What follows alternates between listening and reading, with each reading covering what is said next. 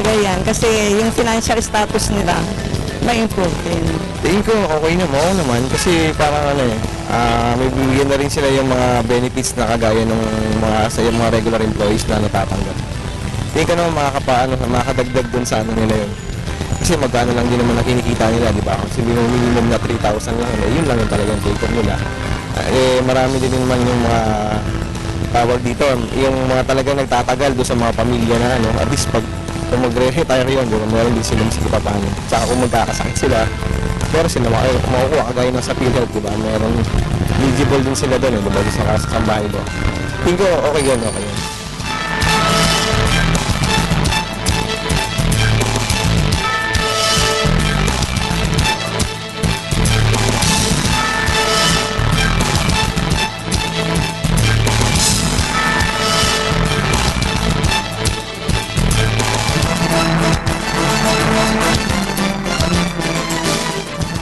Nagpapatuloy po ang Kasambahay Law, a PTV Special Forum. Kanina bago po tayo nag-break ay merong iniwang katanungan si Mark. Ito na-experience ng pamilya na nabubuntis si kasambahay dahil may boyfriend sa labas o kaya ay nagkasakit na medyo seryoso, nagka-cancer. Hindi naman si Koya yung may kasalanan. Paano hindi naman? Tanong natin kay Sir Bon. Sir Bon, pag ganung sitwasyon, pwede bang i-terminate yung kasambahay?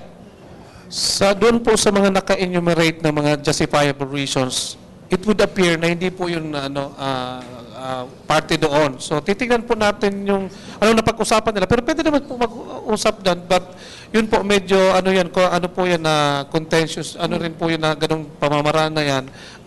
Sa tingin po natin na hindi po rason yun. Kasi wala naman po yun na kung hindi niya naman kasalanan yun, hindi po magiging justifiable reason yan para siya po ay terminate.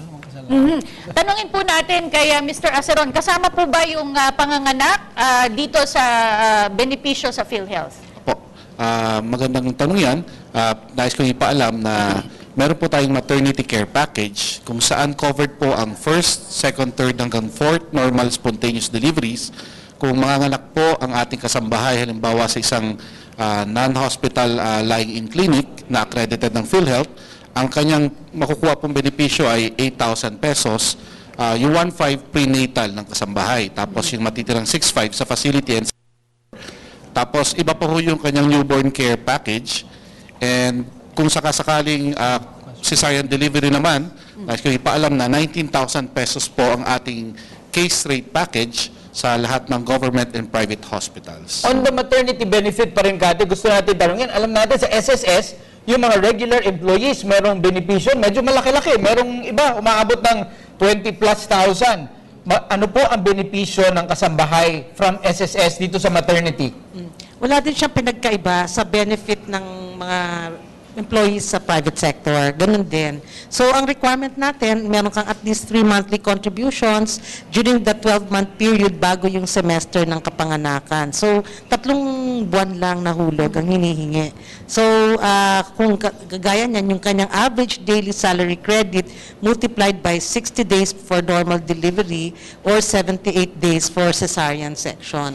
So, halimbawa, nakapagtrabaho siya ng 1 year na sa kanyang employer, so definitely entitled na siya sa maternity, no? Dahil meron siyang 12 monthly contribution. So titingnan mo ngayon yung kanyang sweldo for yung highest salary niya na for 6 months, no?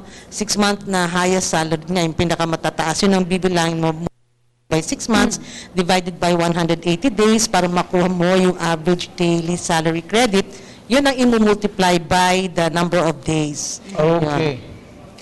Sir? So, nais ko rin dagdag na meron tayong bagong benepisyo sa PhilHealth, yung inilunsad natin yung Z-Benefit Package. Ito po yung mga sakit na catastrophic, malala, talaga nakakapilay, ika nga sa bulsa ng kahit sinong kababae natin. Covered na po ng PhilHealth ang, for example, breast cancer na nasa stage 0 hanggang 3A. Ang ating package po dyan ay 100,000 pesos na makukuha sa ating contracted government facility. Kung meron din po tayo yung sa cervical cancer na maaring maglaro sa 125,000 to 175,000. This is under the Z-Benefit Package na inilunsad po ng PhilHealth. Ayun. Ito naman, Katulad din ng katanungan mo kanina, Mark, paano kung ang isang kasambahay po, si Mr. Bon, paano po kung na-stroke, tapos pinagamot naman nung amo, pinarehab, pero talagang hindi na niya masyadong magampanan ng maayos yung kanyang trabaho? Pwede po ba siyang paalisin na ng kanyang amo? Opo, that could be a justifiable reason for, yun na po, pag-terminate na kanyang employment. Doon po, papasok yun sa disease and other ailments. Yung justified po naman po yung pagtanggal sa kanya. Itugtong ko na rin dyan, Cathy, dahil kung incapacitated na nga siyang magtrabaho, sa SSS po ba, ma'am, meron na po ba siyang matatanggap na retirement benefit? At magkano po yung retirement benefit ng kasambahay? Okay. Ang earliest retirement age is 60. So, that optional retirement yon. Kung siya ay nakapaghulog na ng 120 monthly contributions, at the very least, then ang kanyang tatanggapin ay pension for life. Lifetime pension yan. Ang minimum sa ngayon ay 1,200. Kung nakapaghulog siya ng at least 10 years, no, but not more than, hindi umabot ng 20. Kasi pagka 20 years, 2,400 ang minimum pension. Okay. 1, 2, 2, 4 kung 20 years. Maganda na po yun. Samantala, marami pa rin, Mark, katanungan ng ating studio audience, kaya tumungo muna tayo muli kay Gio. Maraming salamat, Mark at Cathy. Bago tayo magpatuloy, nais kong pasalamatan ang ating sponsor, ang Glorious Blend, A Taste of Heaven. It promotes, siyempre, puno po ito ng maraming benefits para sa ating katawan. Punta lang po tayo sa gloriousindustrial.org para malaman po natin ang karagdagang impormasyon. Tawagin naman natin si Hannah Marie Luciano para sa kanyang tanong. Good evening po. Question po for Ma'am Lulu. Nabanggit po kanina ng mga host natin na may mga batang bratty. Bilang ang isang ina po na may mga anak at apo, paano niyo po ino-orient yung pamilya niyo kung paano ang tamang pagtrato sa mga kasambahay po? Good question. Sa akin, yung For tanong. Ma'am Lulu. Well, actually, I had been a working mother for 41 years. I retired 2003. So, you have really to orient yung mga kasambahay para sila tumagal. You have to define the responsibilities. Hindi utos doon, utos dito. Organize their job description, terms of preference at a higher, na ito ang trabaho mo from morning. Naka-time frame yan. Kasi kaya po kung minsan umaalis ang kasambahay, utos ng anak, utos dito, utos doon, natataranta. Dapat po, may programa din tayo sa mga kasambahay. Ito po ang trabaho mo sa umaga, ito. Programming of activities. Na Ma'am, hindi pero sila malito. yung katanungan din po na ano daw po ang inyong itinuturo sa inyong mga anak para tratuhin nila ng maayos yung kasambahay? Yung mga anak ko talagang well-oriented dyan. Ang kasambahay, itrato nila ng maayos para the way they talk with them, the way they communicate with them, hindi dapat dadaragan yan, kausapin ng maayos. Childhood, ganun sila. Kaya ang mga anak ko talagang nire-respeto nila ang mga kasambahay. Lumaki sila ng ganun. Kaya dapat tinatawagan ko rin ang mga kabataan, nandiyan kayo, treat them fairly. Kasi kung hindi sa kanila, hindi kayo makakarating sa ganyang states, although your parents are supporting you financially. Yun lang ang aking advice. Marami akong kwento-kwento with all my experiences sa dami-dami ng aming mga naging kasambahay. Pero at the moment, alam mo, they stayed with us for kamkani Joby namin, mga 7 years na. Yung taga-plancha namin, si Ali Elsing, 20 years na. Yung isang umalis na sa amin, hanggang naglaho, 16 years na. They're all treated nicely. Okay. Even our drivers, although sa office, dapat pakisamahan sila ng maayos. Hindi sila yung mababa. And they are very sensitive people. Tandaan natin yan. Treat them fairly. Maraming salamat Yun po. lang ang comment ko, ha? Okay. Parang gusto ko nang mag-apply kay Ma'am Lulu. Hindi, meron pa. Pwede ako Bakit fall back na tayo dito? Sir, Sige, pwede ma'am. sumingit. Ours is a training center, no? Ang mga kasambahay, inaanyayahan naming mag-aral kayo sa amin. Tawagan nyo lang kami, bigay ko ang number ko. Kami libreng seminar for livelihood sa mga kasambahay. Hoy, mga kasambahay. Ayan. Every Tuesdays and Thursdays, 1 to 5. Maliit lang, 50 pesos lang, kayang-kaya. And right now, I would like to give scholarship O yun. Ang fee namin for regular course, food and non-food, is 1,500. Alright. Baking, meat processing. Okay. Ina-announce ko ngayon, I will get 4 scholars na Okay. kasambahay. Ililibre ko ng 1,500. Okay. Hindi sabay-sabay, ha. Kontakin nyo lang Sunod-sunod. ako. Ayan. Kanino ko i-announce ang number ko? Sige po, maya-maya po ma'am, we Ayan will na. announce it. Sige, Okay. Maraming salamat. Bago po yung final question of the day mula sa studio audience, meron po tayong quick online question para po sa SSS at PhilHealth. Ano po yung pinakamadaling way para maka-access po ang isang kasambahay sa SSS at sa PhilHealth? Alright. Ladies first. Well, of course, una-una dapat magrehistro sila bilang membro at sila ay mag-contribute. Yung employer nila mag-contribute para sa kanila. So, ang benefit na makukuha nila ay ito ay sinisiguro ng kanilang hulog. Wala naman tayong means testing, wala tayong needs testing. Pero pagka sila ay may sapat na kontribusyon, entitled sila sa benefit. So, katulad ng nabanggit ko, kahit isang hulog lang, pag namatay yung kasambahay, kagad-agad ang beneficiary niya may 20,000. Sa isang hulog lamang yon. Meron pa siyang minimum na death benefit. So altogether, that would amount to about 32,000 for just one Sa isa po. Maraming contribution. Sa PhilHealth po. Sa PhilHealth naman po, pwede silang bumisita sa pinakamalapit na opisina ng PhilHealth or mag-download ng form sa www.philhealth.gov.ph at isubmit ito sa mga pinakamalapit na opisina ng PhilHealth. At kasama rin po ang PhilHealth sa one-stop shop sa Lingkod Pinoy na sa selected Robinsons Malls. So kapag napasya lang ating mga employers, pwede rin po sila kumuha ng forms at magparehistro. Po, para sa huling tanong sa araw, tawagin natin si Angeline Concepcion. Angeline?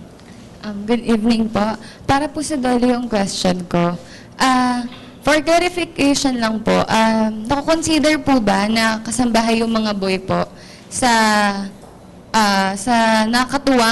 katuwang sa mga tindahan at sa iba pang establishmento? Okay.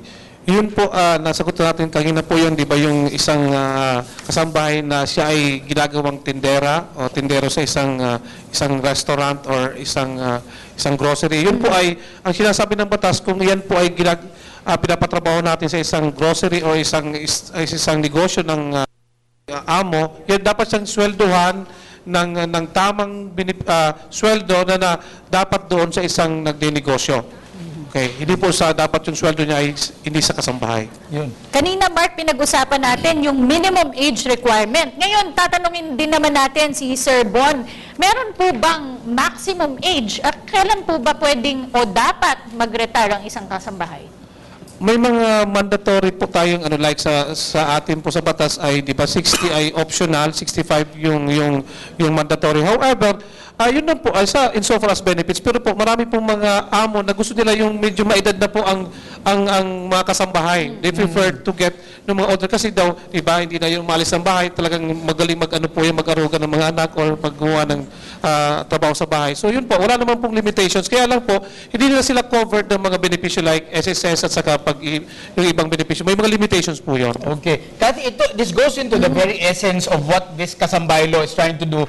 Dahil ito ay defining it as an employer-employee relationship. Gusto ko tanungin si Mama Marisuno Bugante, paano man sa mga probinsya na nakikitira yung mga pulubi nating mga kamag-anak sa kanilang mga kamag-anak at nakikikain libre, nakikitalang libre at tumutulong. Paano naman yung mga charity situation? Should we be very strict about those? Well, actually, pagka mga kamag-anak na, lalo na mga distant relatives, kinuha mo bilang katulong, pwede naman yun, sinisweldohan nyo. Dapat i-cover yun.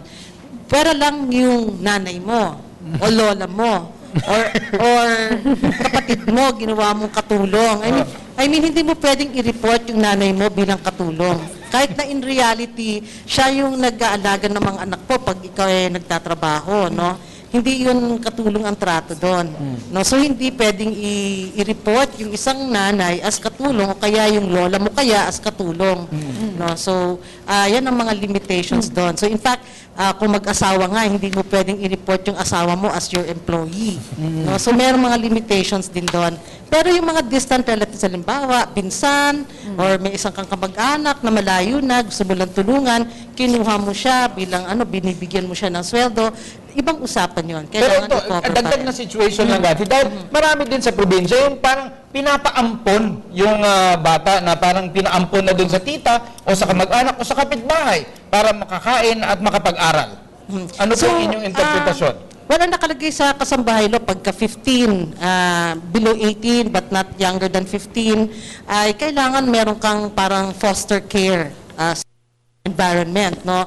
At paaralin mo din, bigyan mo ng pagkakataon mag-aral yung bata. So maraming ganyan na situation, nakikita ko nga na siguro sa kagandahang loob din ng isang pamilya gustong makatulong sa iba, merong mga pinapahiram, minsan hiram kunwari na bata hanggang sa lumaki. Pero yun naman, kailangan paaralin mo din, no? So, ganun po yun. Gusto ko pong tanungin kay Ginoong Bon, paano po yung mga may existing na mga kasambahay bago na ipatupad itong batas na ito? Kunwari po, 2 years. Paano po yung mga benepisyo? Uumpisahan po ba to simula nung naisa batas ito o na-implement ito o simula po nung sila hinire 2 years ago? Okay. Dito po sa ating implementing rules and regulations ng Batas Kasambahay, may provision po ng non-diminution of benefit. Kung siya po ay tumatanggap ng batas na, yun po, as a rule, hindi na po dapat bawasan yun. Pero ang katanungan din, siguro dagdag ko lang, non-diminution, pero retroactive po ba? Halimbawa, kunwari yung utang niya, SS o Pag-ibig, PhilHealth. Dapat po ba bayaran namin simula nung na-hire siya o simula nung naisa batas po ito? Paano ko yung kay ma'am na 15 years na? Actually, yan ang isang legal issue. Dahil ang effectivity ng coverage ng mga kasambahay under SSS was in 1993 pa. So ngayon, yung merong mga, dahil nga sabi ko nga, mas malawak ang campaign ngayon dahil tatlong ahensya na, Tandole, nakasama natin, mas aware yung mga tao, may sanction, gusto nila nga i-cover. Pag-report nila sa SSS, meron tayong form nakalagay, kailan mo ba siya in-employ. So pag nilagay mo siya na 10 years ago, May utang ngayon, ka na yun. 10 years mo babayaran. pababayaran namin kayo ng kanyang back contributions na may penalty. Under the law, the penalty is 3% per month of delay. Na medyo masakit talaga yon sa bulsa. So meron din naman kaming installment payment plan na pwede mong applyan para you can pay in installment. Pero ang ano niyan, ang advantage niyan, yung iyong kasambahay covered na siya. Kasi na-serve na niya yung years of service na yun sa iyo eh. So even as far back as that, meron na siya dapat contributions na in fact, pag may nangyari sa kanya during that period na hindi mo siya ni-report, pwede kanyang ireklamo sa amin at you will be made liable for the benefits due that person because of your non-reporting and non-coverage of that person. How about PhilHealth po? Tulad ng sinabi ni Ma'am Bogante, kung halimbawa, 10 years na siya nagtatrabaho, tapos nilagay niya doon. So sa PhilHealth naman, 2% yung kanyang monthly, ang kanyang penalty kung hindi niya ito inay.